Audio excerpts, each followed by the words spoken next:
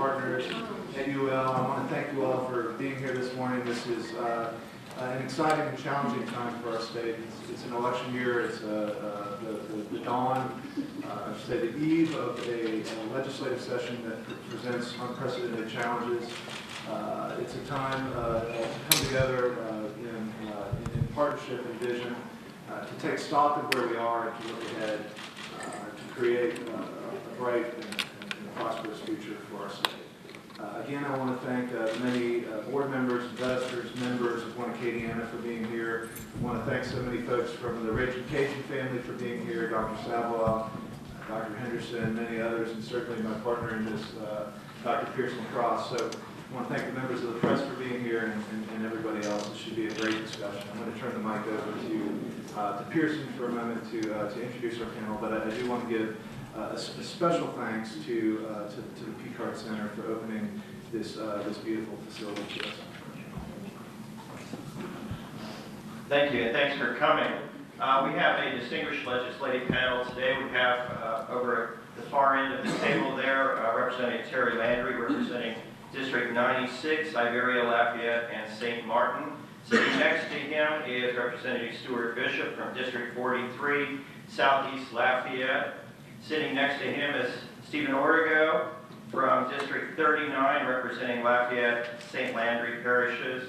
Right next to him is Senator Paige Cortez, District 23, representing Lafayette. We are going to be joined in just a little while by, he's running just a tad late, by Representative Vincent Pierre, representing District 44, East Lafayette. So the way this is going to work, we're going to ask each of our distinguished panelists to begin with some opening comments, and while they reflect a little bit on where we come from, where we are, where we're going as a state, we're going to have a couple folks walking around with note cards to take questions from the audience. So be thinking about your questions. We want to spend most of our time today with this panel responding to your questions, your ideas. I do, before we get started, I want to just let's give these guys a special round of thanks. They're about to go into the busiest season of the year, and they made time for us this morning, right before the session. So thank you to all of you guys. Please join me.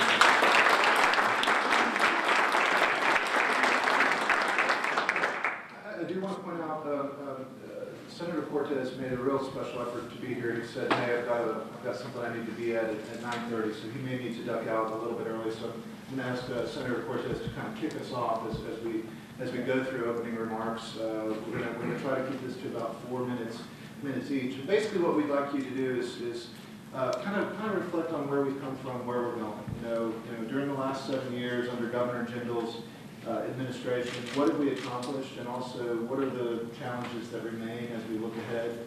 As we get into to this session, what do you see as the major issues? Obviously, the budget is on everybody's mind, but beyond that, what are some of the other things? How should they be resolved?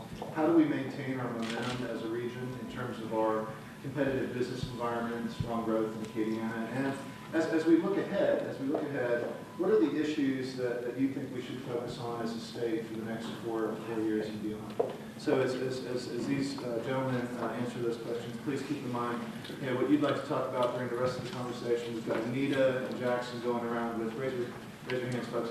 They've got cards. So if you have a question, flag them down, write it down. It'll come to us, and we'll move into the Q&A after opening remarks. So please take it away. Okay. Can anybody hear? Okay. Thank you, Jason. Thank you, Dr. Cross, and One Acadiana for being here and allowing us to speak. 4 minutes is going to be, I'll either have to cut short or talk real fast. So, and as I look at the panel, 7 years in the legislature, I'm the most tenured person. Thanks to term limits, we have had a big turnover in the legislature. And so I'll go back to 2007 when I ran for the House District 43, which currently Representative Bishop serves now.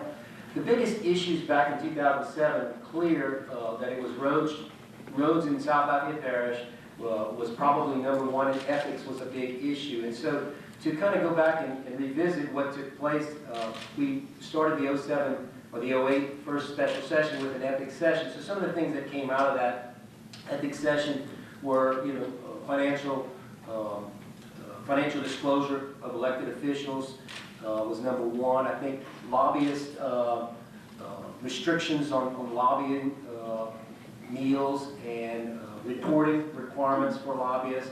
And then, you know, prior to me serving, there was this, I don't know if it was, I'm sure it was real, but there was this gifting that was occurring where elected officials were been given gifts where they could go on football games or whatever, sporting events and concerts. And so all of that was done away with in that special session. So I think there were some good things came out of that.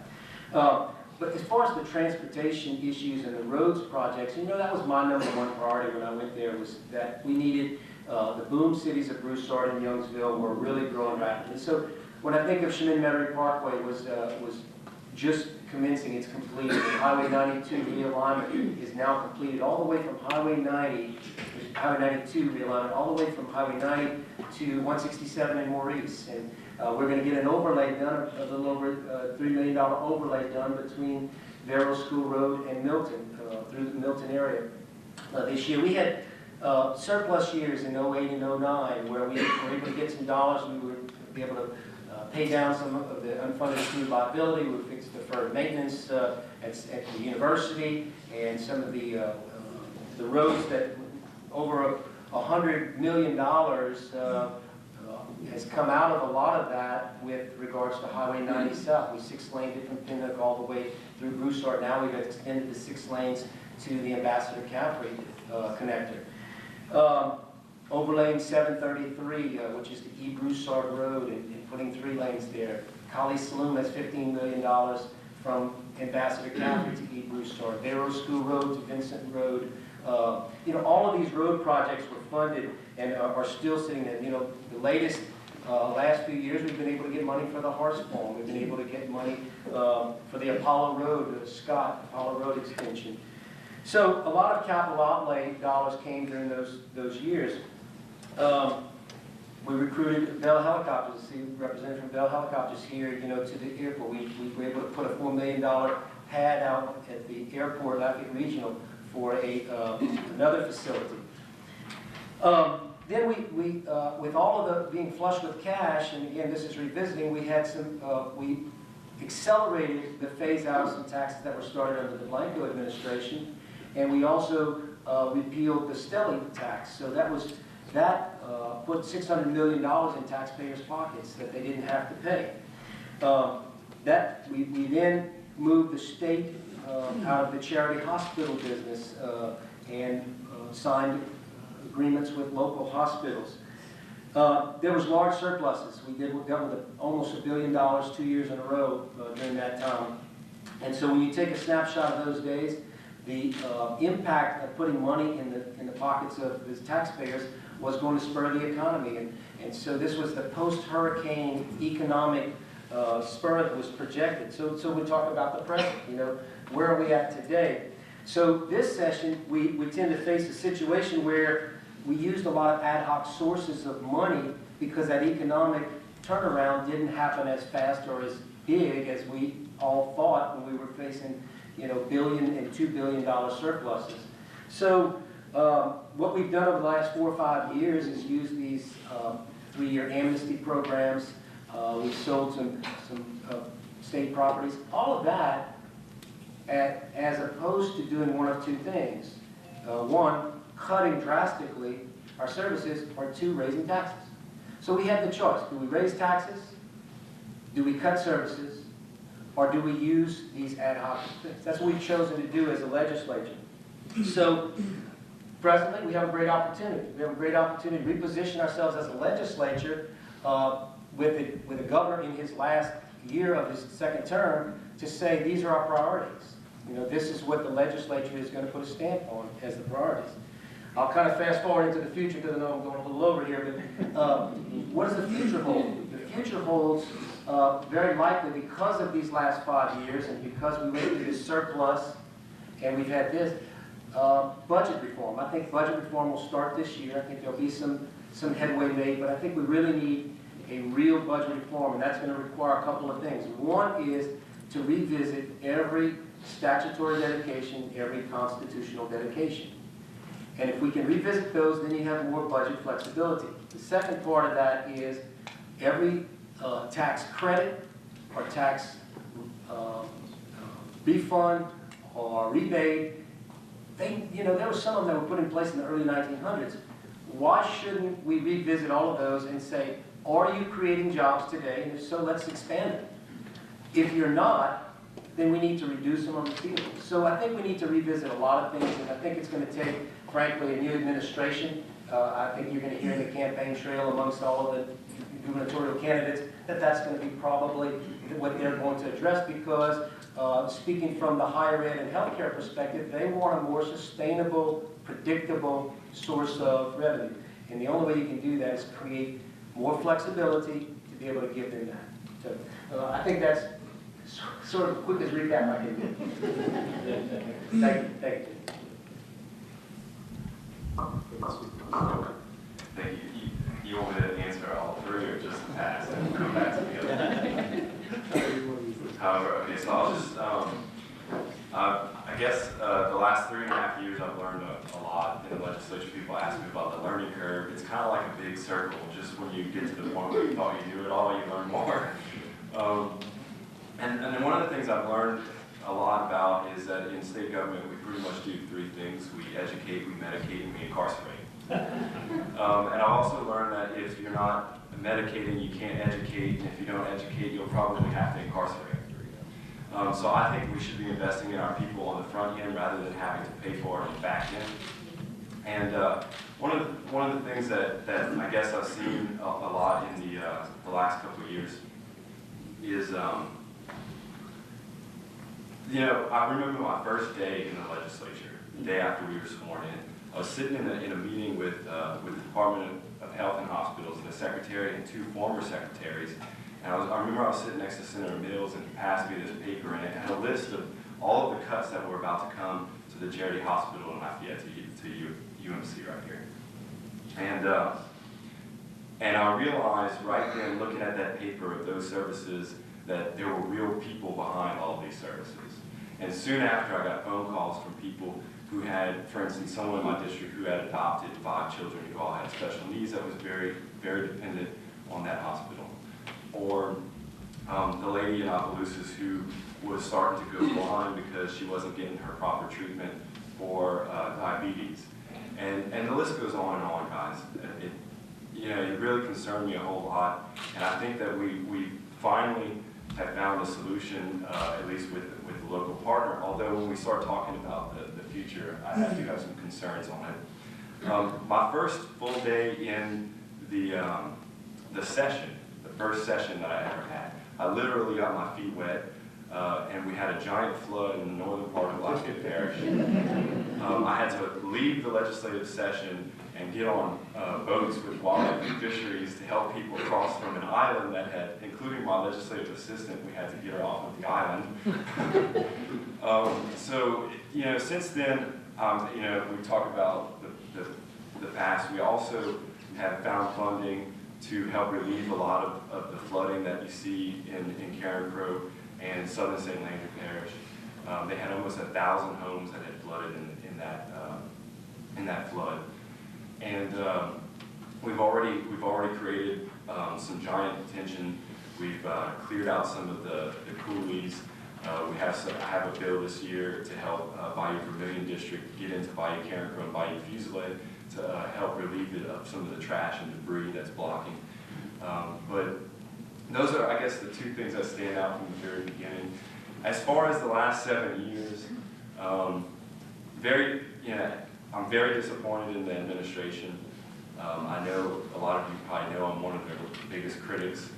In the last 7 years, we've seen a $2 billion surplus whenever this governor took office, and now he's leaving it with a $1.6 billion deficit.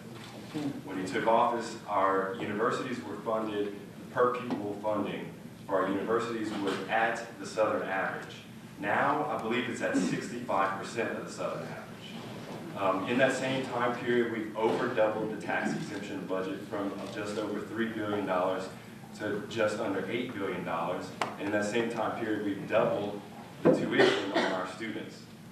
So to me, that is it is a tax increase on young people's dreams and supplanting that money and having it a giveaway program to mostly out-of-state companies. And you know, that's kind of what I see has happened over the last 7 years. That's from my viewpoint.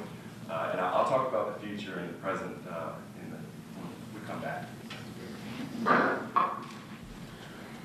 Howard L. Stewart Bishop, most of you who already know that 4 minutes, I usually don't talk for more than 4 minutes. I can assure you, Paige, my senator, he takes up most of my time. Thank you. Past, in the past 3 years, it's been the budget. Future, it's going to be the budget. Present, it's the budget. That is the bottom line. I mean, it is really simple. You know, I've learned a lot being in the House, and I have really enjoyed the process. And recently being appointed to appropriations, but I accepted before they told me that it was a $1.6 billion deficit. So, but it has been extremely learning experience, and bottom line is we have to make change. We cannot continue down the path that we are on until we make change. The problem with change is that people get scared. Different people, it's going to affect everybody. And it's affected many of you in this room already. And it's going to affect everybody. And we talk about, you know, there's always talk about a constitutional convention. But you never really find a post to have a constitutional convention. So I am part of a group. I am filing a bill. And there are a lot of people that are unhappy about it. But I'm going to open up all the incentives. I will sunset them all because I really believe that if you're going to have incentives, and we can go through the past, we can look at movie tax credits, we can look at the alternative fuel, we can look at all the credits that have been on the books since the 50s, at least the 50s. And it's a great idea when you pass it and you say, okay, this is going to work.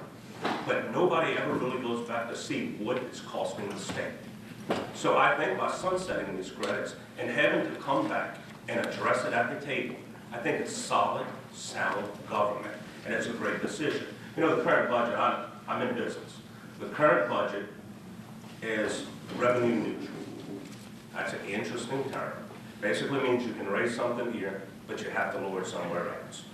The way I look at it is, if this morning I called all my employees and say I paid them $16 an hour, and I said, things are getting tight, construction's slowing down, I am not going to pay time and a half anymore. At 40 hours, everybody hit the clock. Well, of course, all my employees would be upset about it.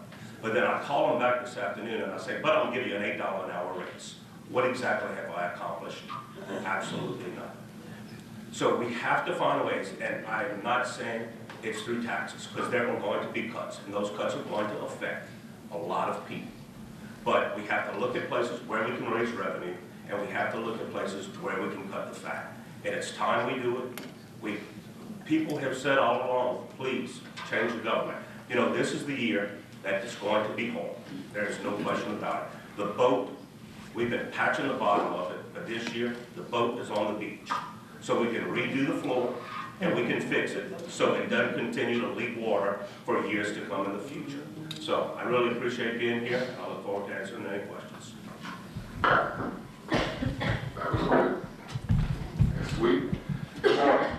My name is Terry Landry. I represent parts of Lafayette, St. Martin, a very diverse district. I'm in my first term of the session, and I guess I agree and what most has been said. Stood, picked up on some things that I think is important. We're in the 21st century, and we have a 20th century model government.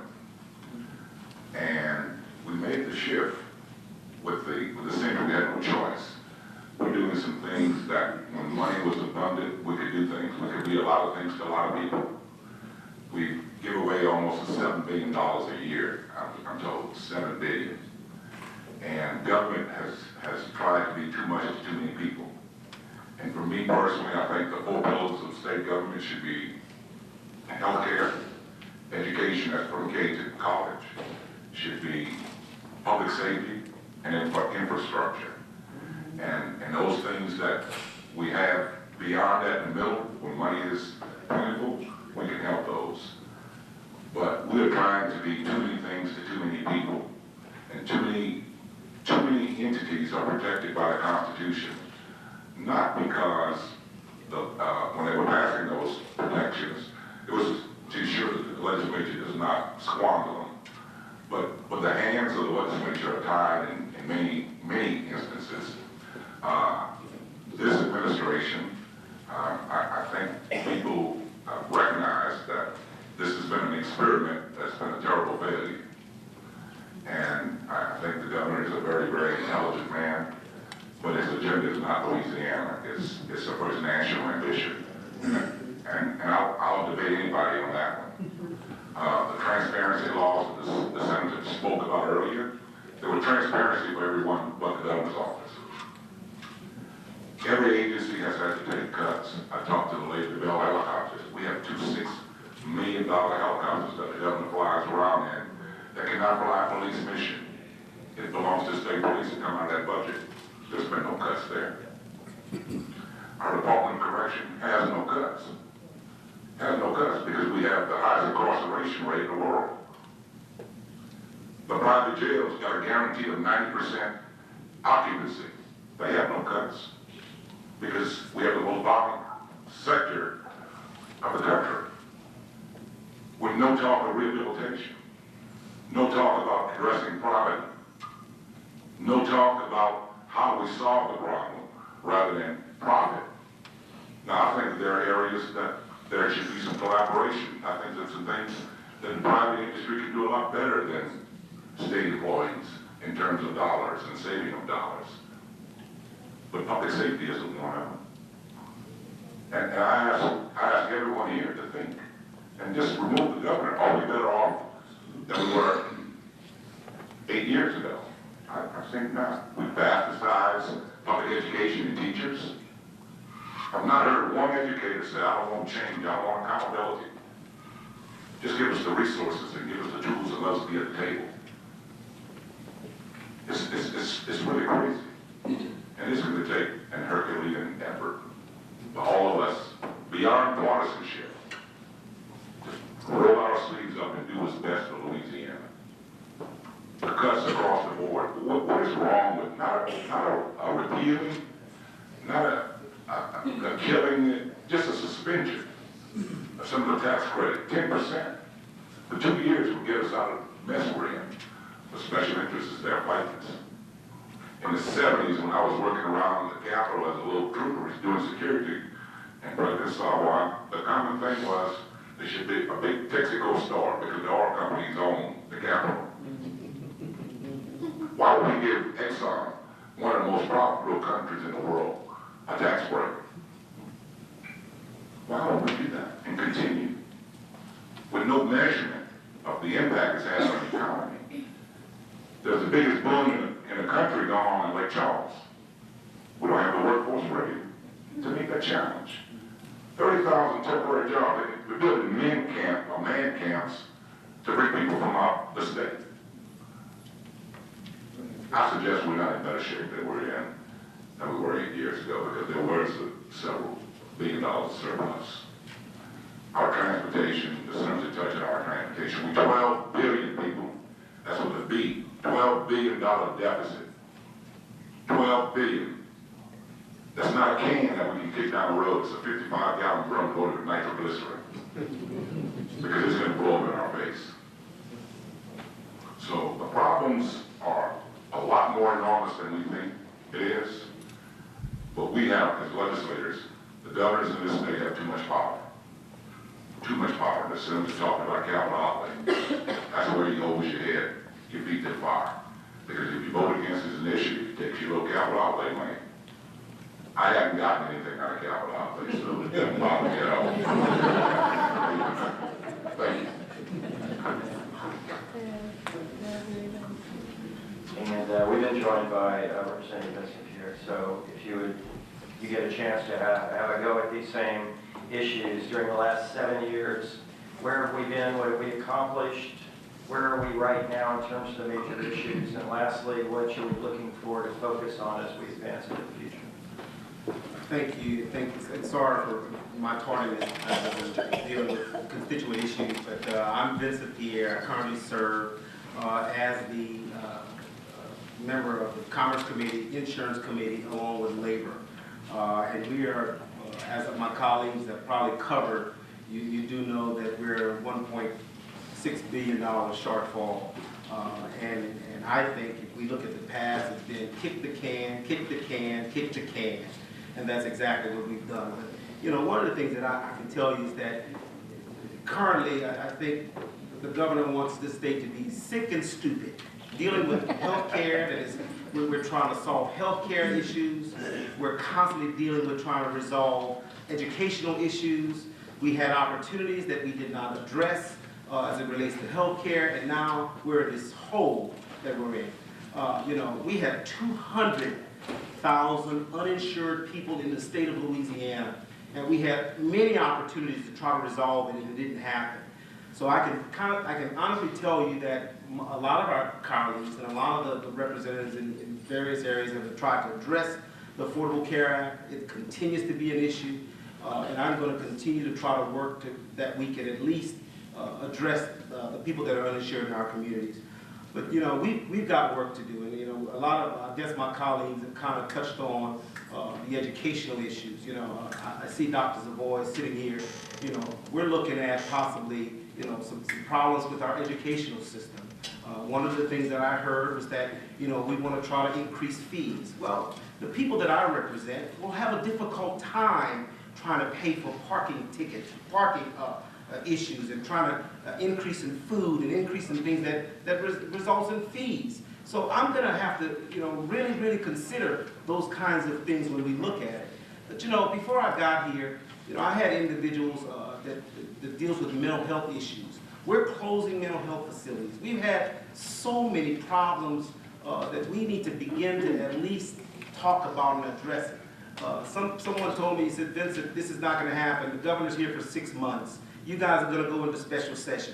Well, why can't we start resolving some of those issues today, and beginning Monday at 12 o'clock?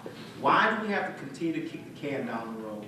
So we're going to have to make some hard decisions, and I'm willing to do whatever it takes to balance this budget, but not on the backs of poor people.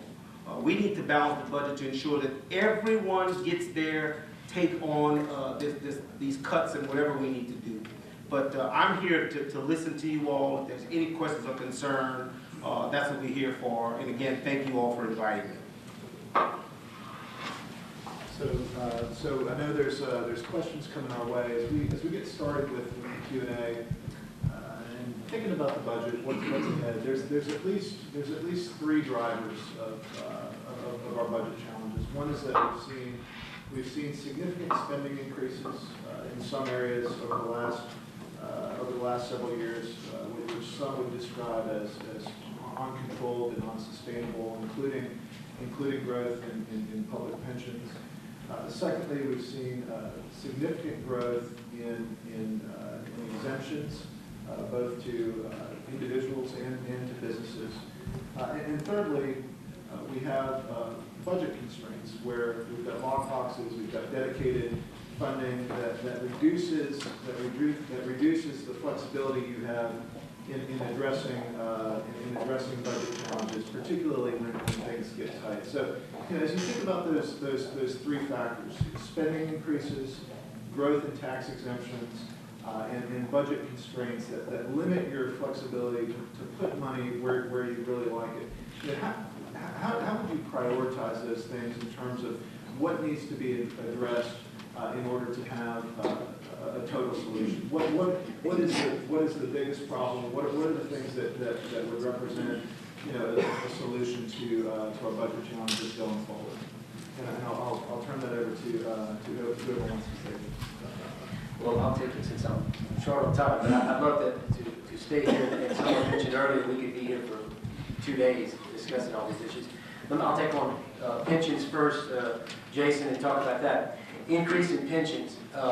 Let's be clear that in 1989, the legislature passed a constitutional amendment that said the unfunded accrued liability. That means if all pensions were taken, what would be the cost of them for the state? that they would pay that off in 40 years. Well, the legislature from 1989, well, prior to 1999, let me put this in on the people prior to 1989, they paid nothing. So they just built up this huge unfunded accrued liability. Then in 1989, they said, we're gonna pay it off in 40 years, and they proceeded to pay, it's like a mortgage. They took out this huge mortgage and proceeded to pay less than the interest, far less than the interest. So the interest kept compounding on top of it. What we have done, and so they call this an increase in pension payments, and it is. We finally said, wait, it's not responsible not to pay the principal then. So we've increased and levelized the mortgage payment, if you will, and said, now going forward, it's going to be this every year. So as the budget grows, it's going to stay the same. As surpluses come in, you can pay down on it. But we're going to pay the mortgage for what it is. We're going to pay it off by the time we get to the end of the 40 years, which we started 20 years late in doing that. But I think that's one of the best things we've passed. Yes, it has been a burden, but it's the responsibility of the state government to pay that off. And so you can't keep talking about kicking the can down the road. You can't keep paying $10 on your mortgage payment interest when the interest is $100 a month, and then expect that it's not going to grow the principal and the interest goes up. Spending increases, yes, there's been some spending increases. Again, we live in a state that requires to have a balanced budget. That means the revenue estimating says this is what you have coming in, folks. You cannot spend more than that. And I'll give you a perfect example of how the executive budget and how politics gets thrown into it. So what we have in front of us is the executive budget. That's the second step. The administration says, here's what we propose. So what's been proposed is almost zero funding for higher ed unless you guys, the legislature, take away the refundable tax credit on the inventory tax. So we have right here, Jason Okubi representing businesses. So what the executive budget says is, if you guys pay more money, we'll give him a salary. But you got to pay more money. Now that's what they're telling us to make the decision of. That's not even a logical decision for us to make. Well, it's got to be something in between that. And so there are going to be, you've heard Representative Bishop talk about dealing with the sunsets on the credits and the exemptions. There's got to be more than one size fits all, to this budget. So at the end of the day, and I know you asked about one more thing, exemptions. So at the end of the day, I think we're going to deal with exemptions and credits and refundables, and we're going to, a lot of them are going to have to come under the scrutiny, and some will get, as they like to say, some will get a little bit of a haircut, and then that will bring maybe more revenue into the picture. And with more revenue in the picture, then the revenue estimating will meet again and say, you have a little more money to spend, where you want to prioritize it. By the time we get to May, who knows where the price of oil is, but you all have heard this, for every $1 barrel of oil, that's about $12 million into $14 million in our state budget. So if we get a $20 bump in oil, all of a sudden, we got a nice little, what is that? What's another $250 million. Thank you, Dr. Salmon. So we could end up with more revenue in May than we have today, from whether it's a repeal of an exemption or a credit or an increase in oil or newfound money. So I think that's really the process, Jason, to answer your question. I think it's a great process, and I'm glad that people are engaged in it, and the more you can be engaged, we're going to find a sustainable level of revenue that's going to be appropriate for the stakeholders, whether it be university professors or business community. That level of revenue has to be, there has to be a come together on it, and then we decide what the priorities are. So we've got more questions. Anybody else want to stab at that? Just to add to that, I think that there's also one other thing that you didn't mention, Jason, and it's important for two reasons, and it's talking about the Medicaid expansion. From the numbers that I'm getting from people, if we accept Medicaid expansion in Louisiana, it frees up almost $500 million in our general budget. That gets us almost a third of the way to solving the budget crisis. Now, I don't know how many people in here have recently filed their federal taxes, but I filed my taxes this week, and I'm writing this big old check to the federal government not to insure my neighbor, but to insure people in other states that the governor's spending more of his time in. Hello. And at the same time, I don't know if y'all realize this, but when we entered into these public-private partnerships with our hospitals, we had an agreement that at this certain year, we would increase the amount of money that we're paying to them. And we're about to cut them at the one right here with Lafayette General, almost $12 billion. We're going to break our contract with Lafayette General. And that means that they are no longer on the hook. And that's not the only hospital. Every single, all 8 of the hospitals that remain in the state. The one in New Orleans is in the worst shape. They actually have not opened the doors to this beautiful facility that we built. I drove by there a couple weeks ago. They already have the landscape and everything. They're ready to open. But we can't open it because we don't have the funding. If we accept the Medicaid expansion, then we would be able to fund it. So it solves 2 problems. And I don't understand why people think that we can keep on paying our taxes and not accept it back. It doesn't make any sense to me.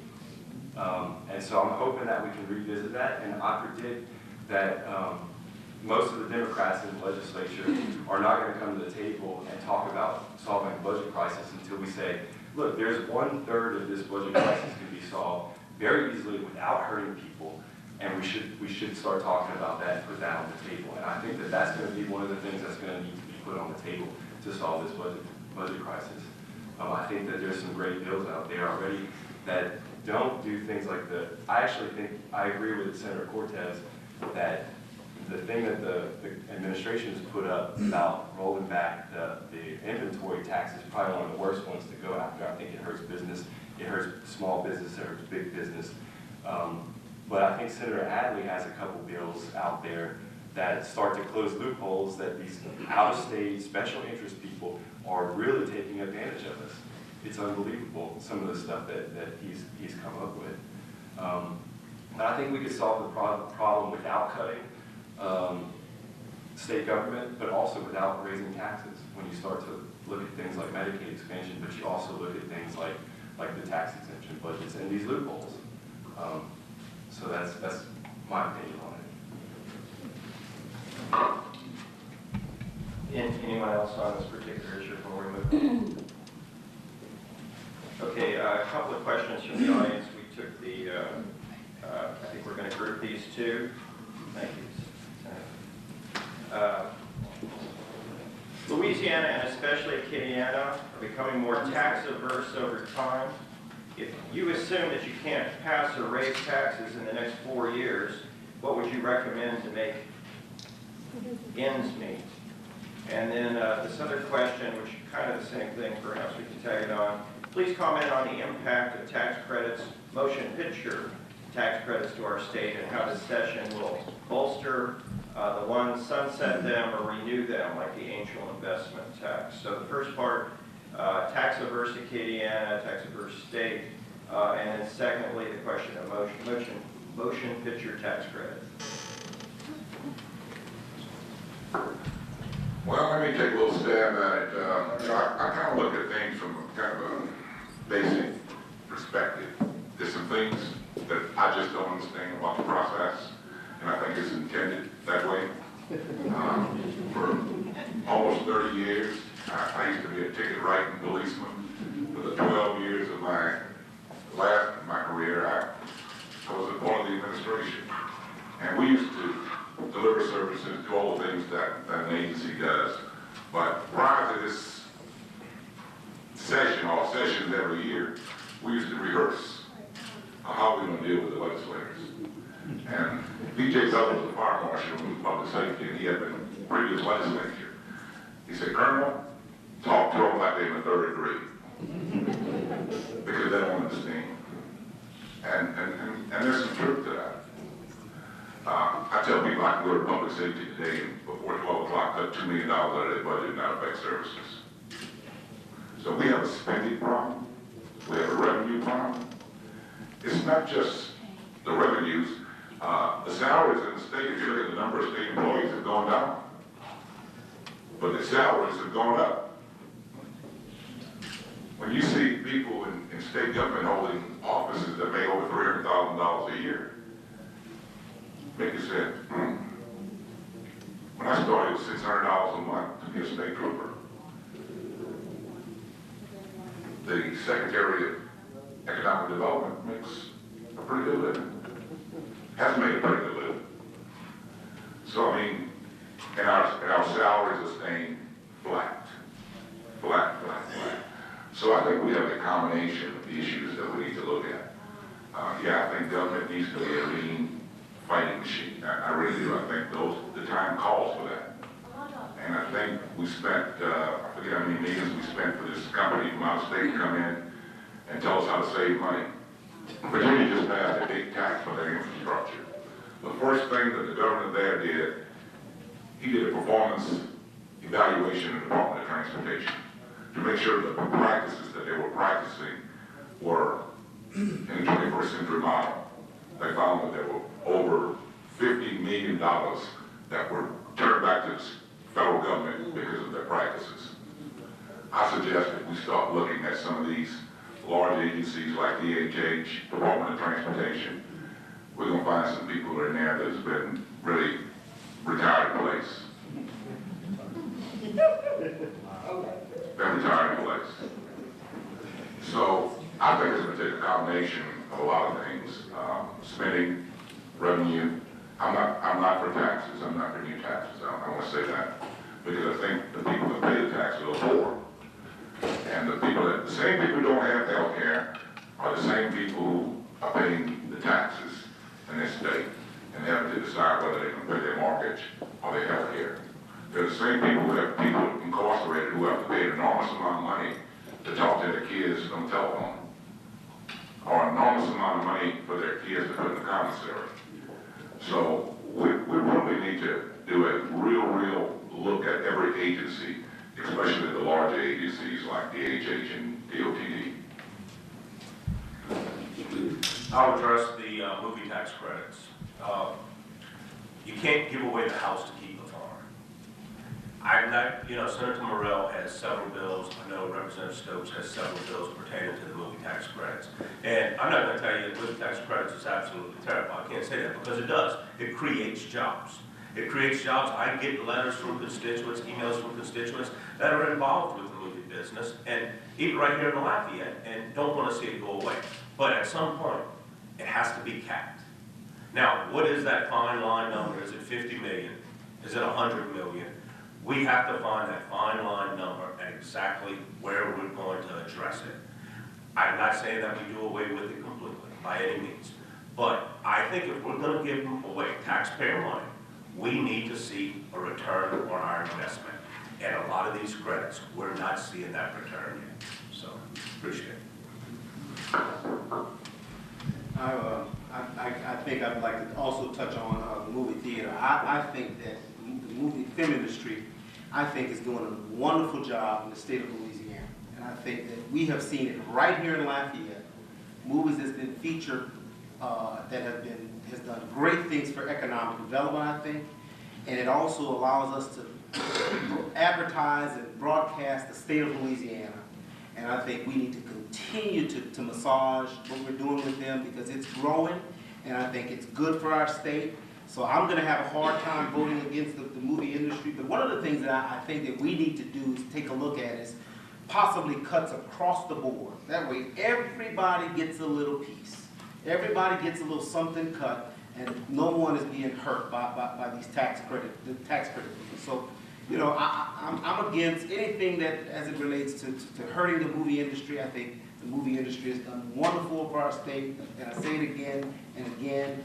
And we're seeing things that are happening in New Orleans that we've never seen before. So, again, that's where I am on the tax credits.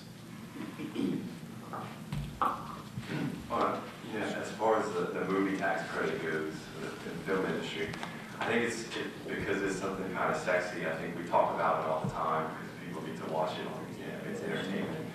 But when you really look at it, it's actually not even in the top 15 on our spending on our exemption budget.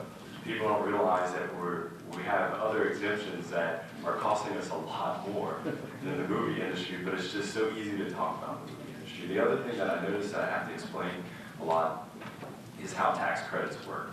A lot of times people think tax credits are just that's someone who doesn't have to pay as much taxes. But in the fact of the matter is, a tax credit is a means of financing for people.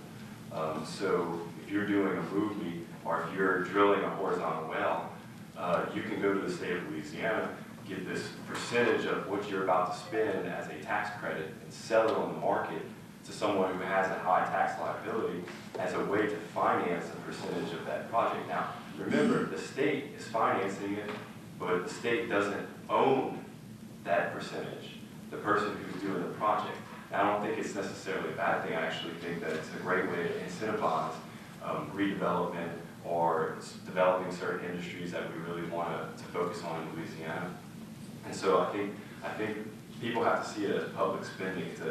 So are we spending it on as a public good? Is it creating jobs for people? And you have to ask those questions for all of them. When we talk about the ones that go back to the early 20th century, there's one of the books that was done during the Depression for banks to try to help keep banks here in Louisiana. And actually it was meant only for local banks. But what's happened is the state, they redefined the whole thing so that out-of-state banks can start to take advantage of that same thing. And you know, some of the other ones that we saw was, like I was mentioning, Senator Adley's one. The way this one works is you're using your federal taxes to deduct from as a corporation, deduct on your state taxes. So some of these companies, what they're doing is they're locating their company in a state that doesn't have an income tax. And then they're filing a zero in the state of Louisiana because even though they have maybe a retail outlet in Louisiana, they're showing it as nothing and showing that they're gaining all that money in wherever the state that doesn't have an income tax on it. And so that's what they're doing to rig the system. But look, there's tons of these rigging the system things that we need to be talking about rather than constantly talking about the movie tax credit. Okay, thanks. I actually want to push you a little bit on that.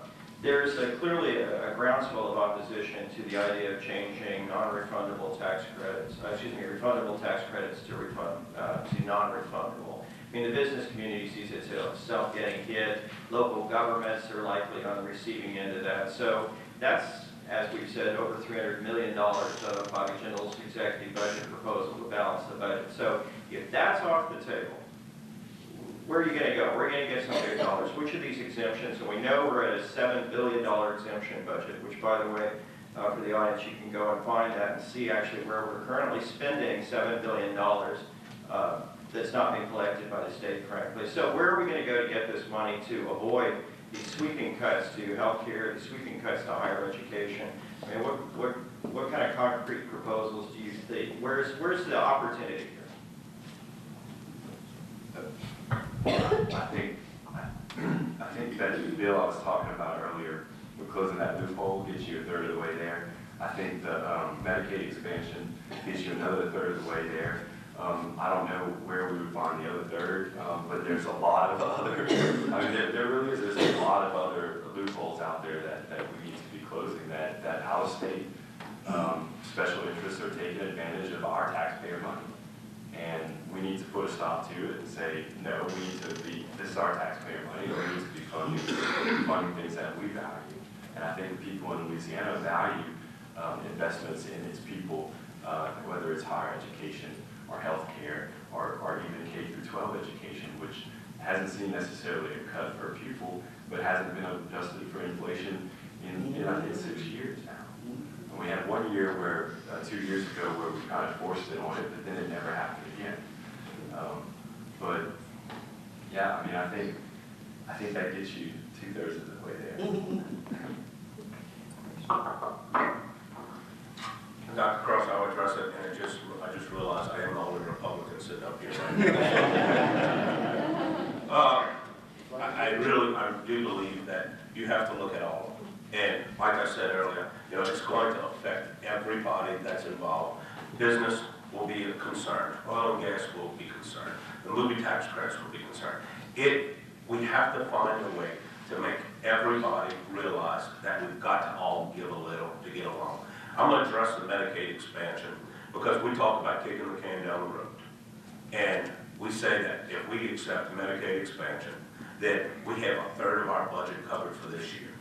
But the question is, what does it cost the state 5 years from now? Nobody with the federal government can give you that answer. Nobody with the state government can give you that answer. Nobody sitting on this panel can give you that answer. So we're going to take the money now to cover a budget that's going to cost us further down the road. That's my definition of kicking the can down the road. Now, if somebody can give us some definitive answers as to what it will cost the state 5 years from now, 6 years from now, or 7 years from now, then we can sit down and we can have a discussion about it. But there are no facts and figures on it yet. Appreciate it. Let me remind you that he's the only Republican here. It just doesn't make sense to me that, and what we've done, let's get the elephant out of the room.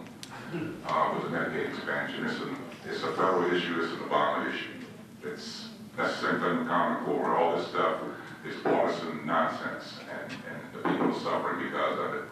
What do? We do the same thing we do with the Department of Transportation money. We take it, and we work on our infrastructure. 7 years down the road, we have time to evaluate where our spending needs to be adjusted and moved around.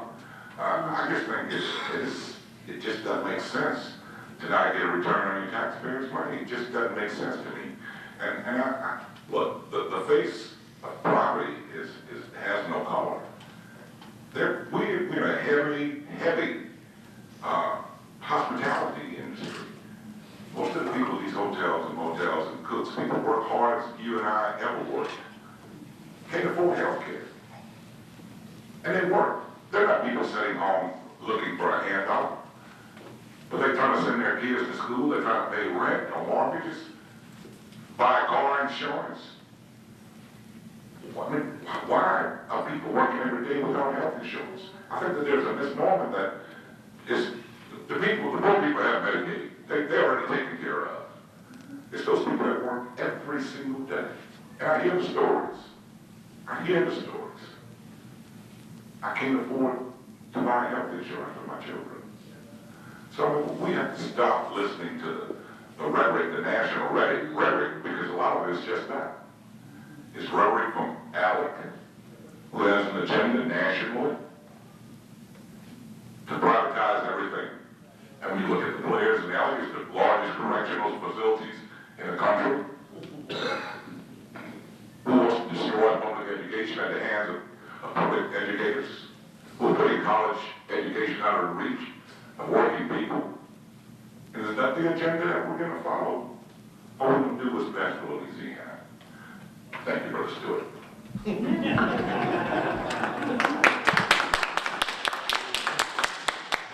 So we've got a healthcare related question from the audience. With recent cuts in healthcare, how can the state ensure services for underserved populations and those with mental illness? Our mental illness community is now being treated in parish and state jails. That's what the result of those cuts and bad policies have been.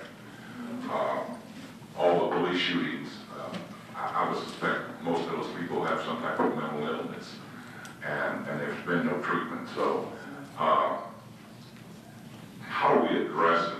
Listen, this panel that you see sitting here today, we all got together with UMC and Lafayette General, and it was difficult for me because the community was saying UMC needs to be kept intact just the way it is. We're the only state in America to deliver health care to our indigents in the country. And it was time for a change. It was really time for change. And people at Lafayette General, I have all the respect for. We used to get complaints constantly about waiting, about the services that you couldn't get. Orthopedic, you had to go to Shreveport, you had to Tacoma for a certain one. We had complaints from employees because of the way they were treated. I have not gotten one complaint since Lafayette General and UMC, not one. Not one. And it was a step out there for Vince and I and Article, because the majority of the people were fighting for something just because it's been that way all the time. But we have a problem here in Lafayette and a lot of other states trying to duplicate that model. But Senator Mills knew that something was going to happen with this administration going back on their word. But our mental health people are suffering. They're suffering, and it's appalling that we live in the most progressive society in the world. And we got people wandering around and living under overpasses and just committing crimes that are really causing them a problem. And the local sheriffs are now stuck with that problem. And I'm embarrassed.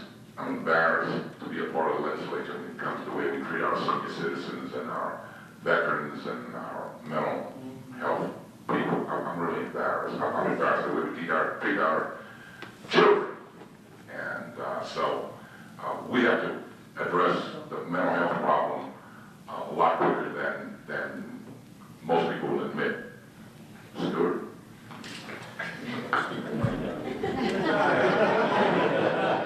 It's all right, Stuart. It's gonna be okay. It's gonna be okay. Listen, I had a chance to visit with the College Center, and I visit with them quite often. And the most recent meeting I attended, that was folks from the Diocese of Lafayette, folks from the Lafayette Parish Sheriff's Office, and various nonprofit organizations that were there. The stories that we heard about how mental health people are being treated, it is unbelievable. And I too am embarrassed, Representative Landry. I'm embarrassed that in order for a person with mental health issues, that in order for them to get medication, they have to become incarcerated for a couple of days to get enough medication for a few days and then be released. And after that medicine is over, then they at some point are incarcerated again so they can get another fix or the medication that they need. That is embarrassing. And if we cannot come up with a way to fund our mental health facilities, and I can tell you, David Calcott is a gem. And the Lafayette General System is doing an excellent job, and he is working diligently to address those issues. But as a legislator, I'm going to have to make the hard decisions, and we're going to have to make decisions that are conducive to the people, not only the mental health people, but the sick and uninsured people in our community. And I can tell you today that I'm going to indeed be on the line of trying to ask our government, the administration, to at least look at addressing the health care issue. And again, thank you all. Well, as we wrap up, I want to offer you guys the chance for any final comments. A lot of what you just shared describes some courage in coming together in new ways. As Pearson and I and our teams started talking about this event, one of the things that we recognize is that in many ways the executive budget presents a false choice between slamming the brakes on the private sector economy with hasty decisions that aren't well thought out versus cutting deeply institutions of higher education, healthcare systems that have already been cut, that can't afford further cuts, that if we cut them would represent basically slamming the brakes on investments in our future. So that's a big part of the reason why One Acadiana, UL came together. I think that's a big part of the reason why you hear folks of different backgrounds, different parties, different views coming together here. I want to offer you guys the chance to wrap up. Before you do, let's give a final thank you to our partners in UL for providing this great space, for feeding us, for being such just a terrific partner to us, and for helping put this on this morning. Thanks especially to the Cox Center.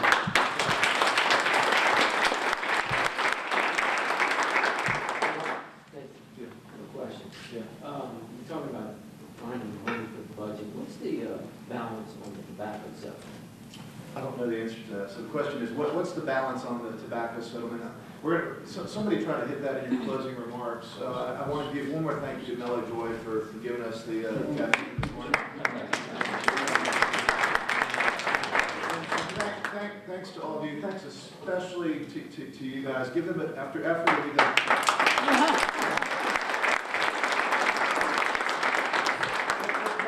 Closing remarks, any final thoughts, including maybe an answer to the question about the tobacco settlement?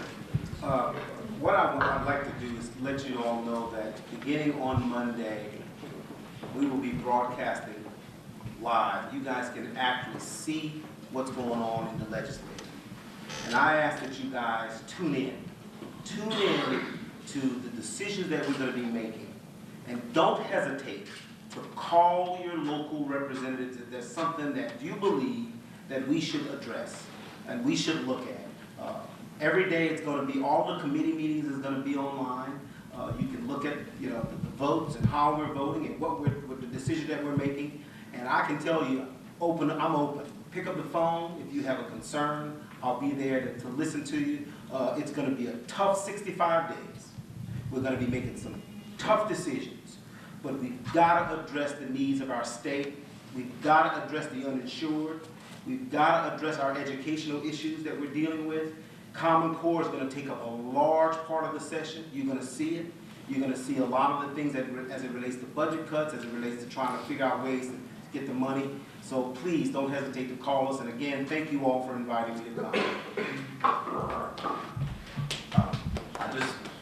I want to thank Dr. Cross and UL and Jason and Acadiana for hosting this. I actually think it's very appropriate that the chamber and the university would get together to talk about this. And one of the questions I noticed that was sent kind of prepping us was about the future of the economy in Louisiana and in our region, and what we can do to best assure that our economy is good here in Acadiana. And I actually think the answer is right there in the partnership of the university with the chamber. I really do think we have to invest in our people and invest in our university here to make sure that the future of the economy in Acadiana is strong, and make sure we have good jobs that pay well to working families in Louisiana. With some of all this kind of depressing talk, if anybody wants comfort food this weekend, there's the Boudin Festival in Scotland.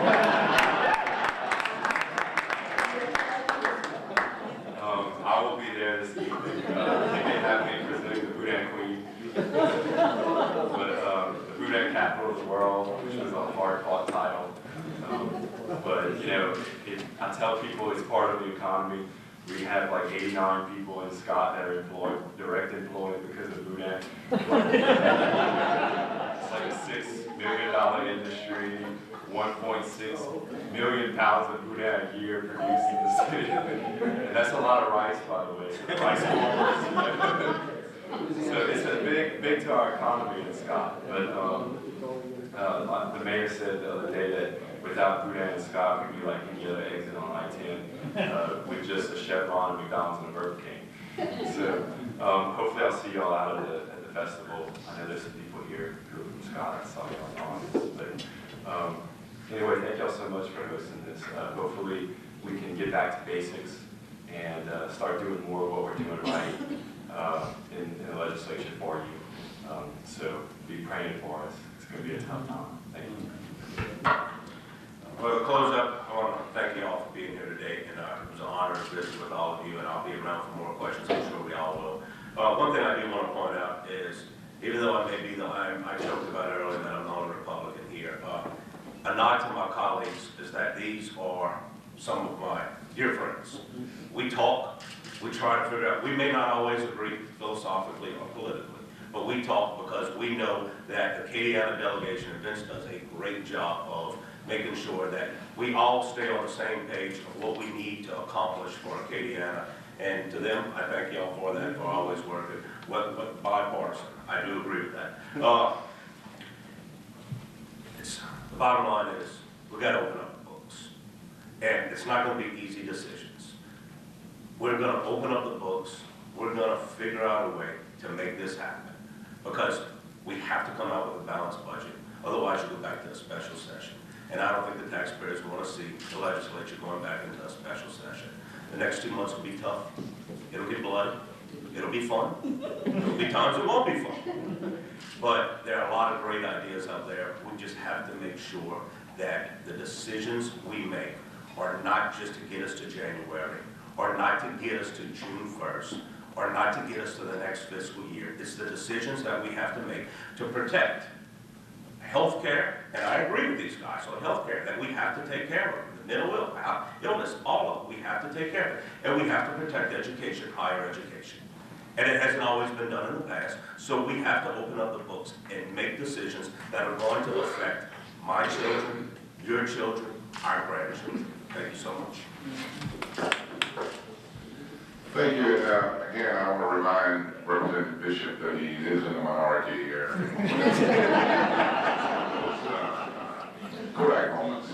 I want to thank Acadiana Chamber for putting this on, and Dr. Cross, and I guess I want to do a little disclosure. My first session, I kind of got sideways with the chamber here, and I say sideways, we just disagreed on how things are supposed to operate and how am I supposed to operate as a legislature, but I'm encouraged by Jason's hiring here and trying to bring Acadiana together and work on solutions. But I challenge you to one Acadiana can't stop at Evangeline Thruway. It has to be inclusive. And I challenge you and your leadership to come into those areas that are underserved and find out what people are feeling and what they're going through, because people feel disenfranchised and not part of the community. And in order to get them to be inclusive, we have to go to where they are sometimes, unfortunately, so I challenge you to do that. I'm inspired by words of a man that says, in politics, one asks, first, is it political? That's, is it expedient? Is it safe? But your conscience asks you, is it right? And I want to believe and feel deep in my heart that I'm driven by doing what's right. And all that we say here today is rhetoric until we go to Baton Rouge and do what's right for Louisiana. Thank you.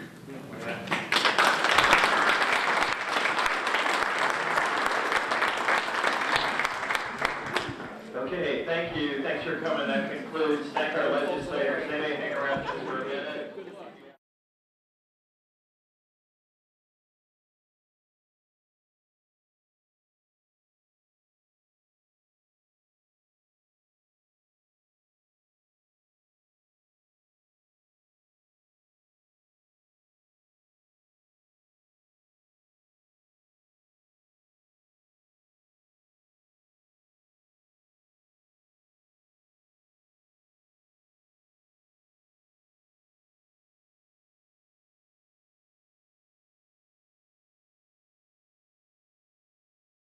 The preceding program was made possible in part with production assistance provided by AOC Community Media.